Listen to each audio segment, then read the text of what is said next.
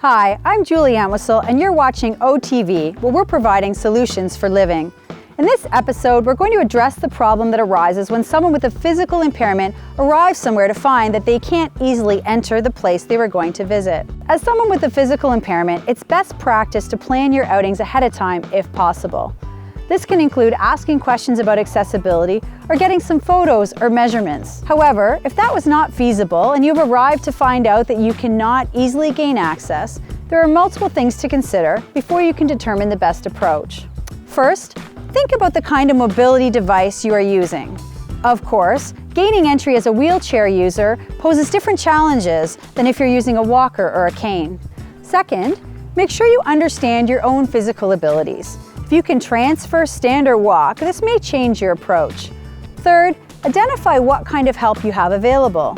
Consider the abilities of the people offering to assist you before you make any decisions. Once you understand and think about the type of device you're using, your own physical abilities, and the amount of help you have available, it's important to look at all the available entrances. For this home here, there are 4 different ways to access the main level.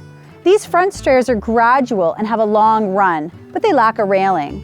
So these might be good for bumping in someone who uses a wheelchair or helping someone with a walker, but not good for someone that needs a railing in order to step up.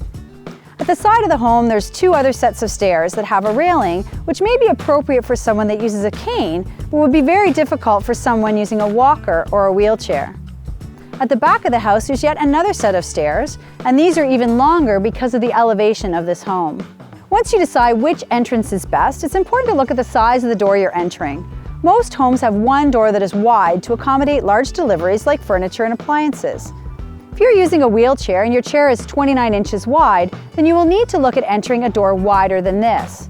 So before you engage in the task of overcoming the stairs, make sure the door will work for you. Lastly, make sure you look inside the home too. Some entrances might get you inside, but then there's another step, door or turn, that becomes a challenge. For this house, the main door is the widest and provides the best access to the main level.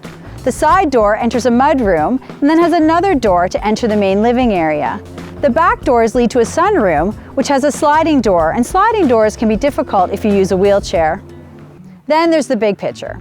If you plan on visiting the home often, then you might want to look at other solutions besides being bumped or helped into the home. Things like portable ramps, wooden or modular ramps, porch lifts, or even well-done landscaping can be used to help someone with a mobility impairment to safely, independently, and easily enter the building. In the end, remember that each person, each disability, and each environment often needs a unique solution to any given problem. Seek the services of an occupational therapist if you have a functional problem to solve. Well, that concludes this episode of OTV. Remember, OTs know stuff, and thanks for watching.